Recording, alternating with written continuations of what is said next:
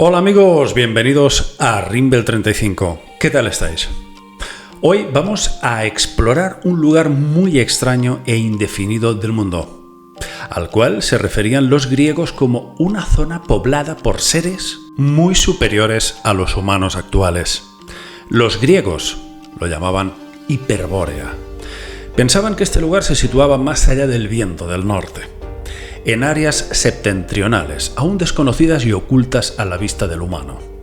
Hasta el filósofo y poeta Friedrich Nietzsche se refería a Hiperbórea como el lugar de tránsito hacia el superhombre. Recordad que él siempre hablaba del estado de superhombre. El país de los inmortales. Parece ser que sus habitantes, los hiperbóreos, no conocían los estragos del tiempo en el cuerpo y vivían sin envejecer. Adoraban al dios del sol Apolo. También el poeta lírico griego Píndaro decía lo siguiente de Hiperbórea: ni en barco ni a pie se podía encontrar el maravilloso camino que lleva al lugar de encuentro con los hiperbóreos. Una vez Perseo, líder de su pueblo, entró en sus casas y festejó entre ellos, y los encontró sacrificando gloriosas hecatombes de asnos al dios. A esa raza sagrada no la perturban las enfermedades ni la vejez ruinosa. Viven sin trabajos ni batallas, sin miedos. Bueno, vamos a ver un poco la etimología.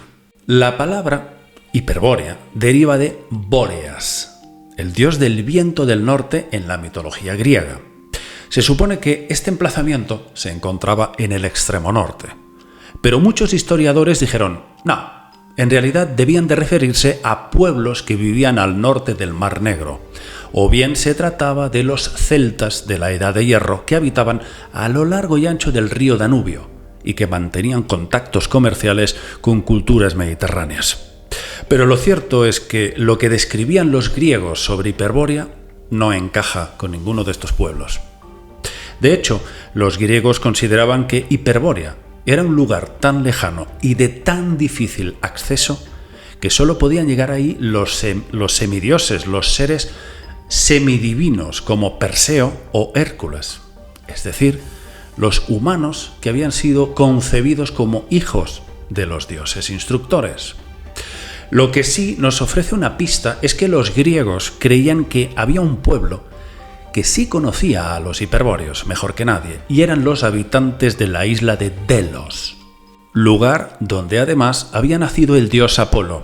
Y curiosamente Apolo era venerado en Hiperbórea y se le rendían sacrificios.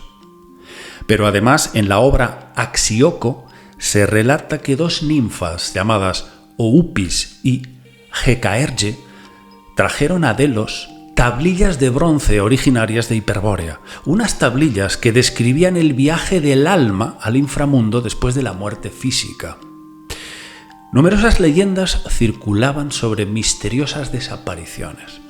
Por ejemplo, el rey de Lidia, Creso, en el siglo VI a.C., fue salvado de su pira funeraria por el dios Apolo y luego transportado mágicamente a la tierra hiperbórea. Los griegos también hablaban de la desaparición del primer templo de Delfos, que había ido a parar también a Hiperbórea, o también la flecha de Apolo, que tenía propiedades mágicas y curativas, es decir, todo lo sagrado y valioso iba a parar mágicamente transportado a Hiperbórea. Pero quizás de lo más interesante de todo, cuando hemos analizado en textos antiguos, es la figura de Avaris. Avaris el Hiperbóreo, así le llamaban. Un ser extraño que aparece descrito en varias obras, incluso lo cita Heródoto. Avaris era conocido como el hiperbóreo que recorrió el mundo con una flecha y sin comer absolutamente nada. Se decía que Apolo le había regalado una flecha voladora con la que viajaba subido encima, surcando los cielos. ¿Quién era este misterioso personaje? ¿Existió en verdad o fue todo una fábula, un personaje inventado? Los relatos no parecen tomarlo como una invención. Se decía que el mítico matemático griego Pitágoras lo había conocido personalmente y había aprendido grandes fórmulas de este tal Avaris. En la obra Suda leemos lo siguiente. Dicen que hubo una plaga en todo el mundo, y Apolo ordenó a los griegos y bárbaros que habían venido a consultar su oráculo que los atenienses debían rezar en nombre de todos, y muchas razas les enviaron embajadas, y dicen que Ávaris llegó como embajador de los hiperbóreos.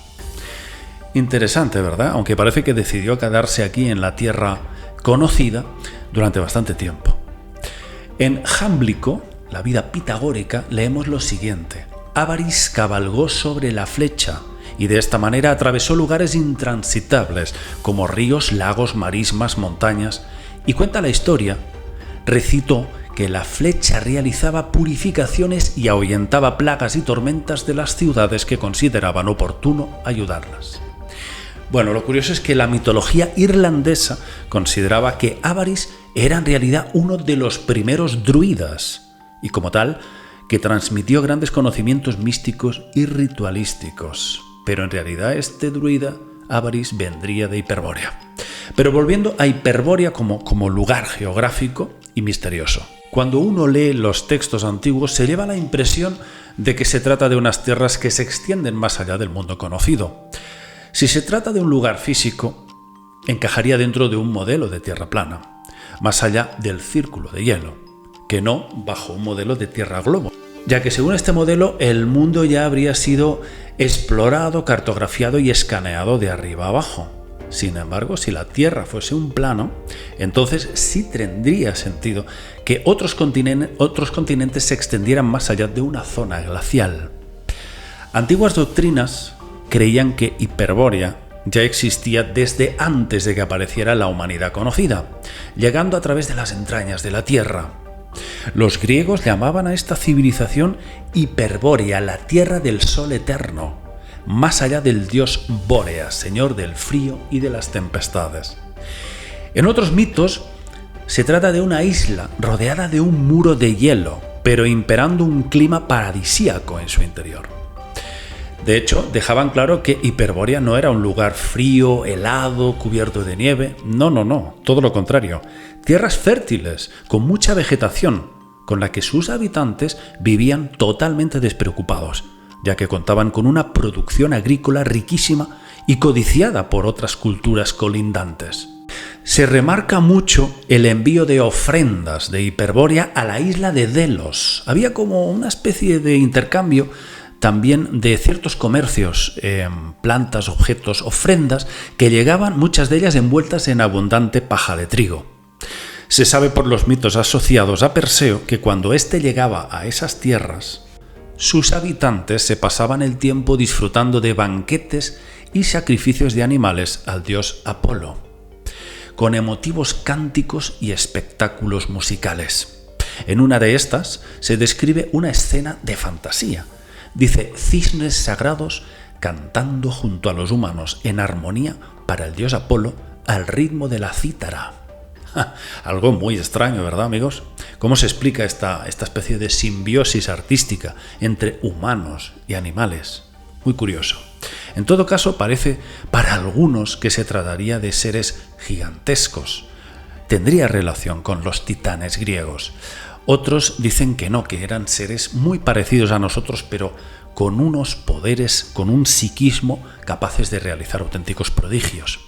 En todo caso, es difícil encuadrar en un área geográfica este lugar, porque no hay forma posible de, a través de los textos y a través de todas estas descripciones que nos hacen tanto los griegos como otras culturas, poder ubicar realmente. Y eso hace que muchos se planteen la posibilidad de que Hiperbórea sea otro plano, no accesible a este plano en tercera dimensión. Pero eso no quiere decir que a lo que nosotros se nos pueda antojar como una fantasía, como una especie de mitología litúrgica para mentes calenturrientas de esa época. No, más bien estarían refiriéndose a un lugar que muchos vieron, tocaron o estuvieron ahí. Se habla de un comercio y esa es quizás una de las partes más interesantes de todos estos textos que he podido analizar. Se habla de comercio, de plantas, de frutas, de objetos, de piedras preciosas que tenían muy ricas propiedades.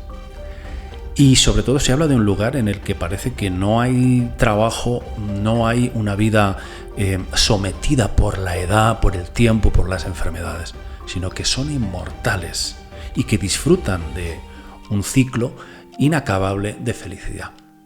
O al menos eso es lo que los griegos querían darnos a entender. No sé si es una fantasía todo lo que explicaban, pero sí creo que hay un fondo de verdad en todo esto. Y ahí viene lo interesante, porque después de tantos años, aquí en Rimbel 35, hablando de misterios, y casi nunca habíamos hablado en profundidad sobre Hiperbórea y todo lo que podían contener esos textos que lo describían. Bueno, siempre ha sido un tema que lo he calificado como tan misterioso, tan etérico, tan difícil, al mismo tiempo lo que citaba también Platón con la Atlántida, viene a ser lo mismo, es algo muy etérico, cuesta poder agarrarlo por algún sitio.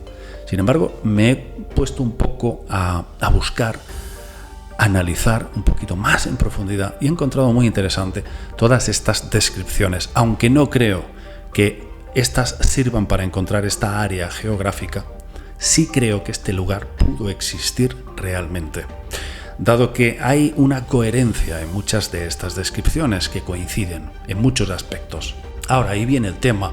Una persona de confianza que canaliza, lleva como 15 años haciéndolo, recientemente tuvo lo que podríamos llamar una especie de proyección hacia otro plano, y me contó que había visto como un retazo del futuro en el que los hiperbóreos regresaban otra vez a esta tierra nuestra y que se abría como una especie de portal luminoso. Si esto fuese así, y esta persona que lógicamente pues no quiere darse a conocer, me lo ha contado a título personal, en la intimidad, y me ha dicho: David, creo que los hiperbóreos van a volver. Y dije, bueno, caramba, esto merece hacer un vídeo, pero por supuesto hay que tener en cuenta todas estas mitologías antiguas y lo que se describía en ellas sobre este lugar.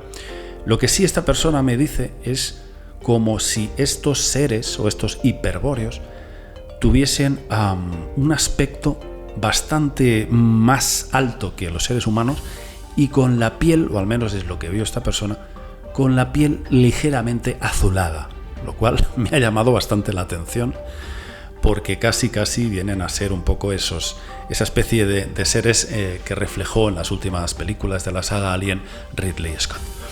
En todo caso, sea todo una mitología, una fantasía sin fundamento, sí me ha parecido que hay elementos suficientemente interesantes para sopesar esta posibilidad. ¿Por qué no?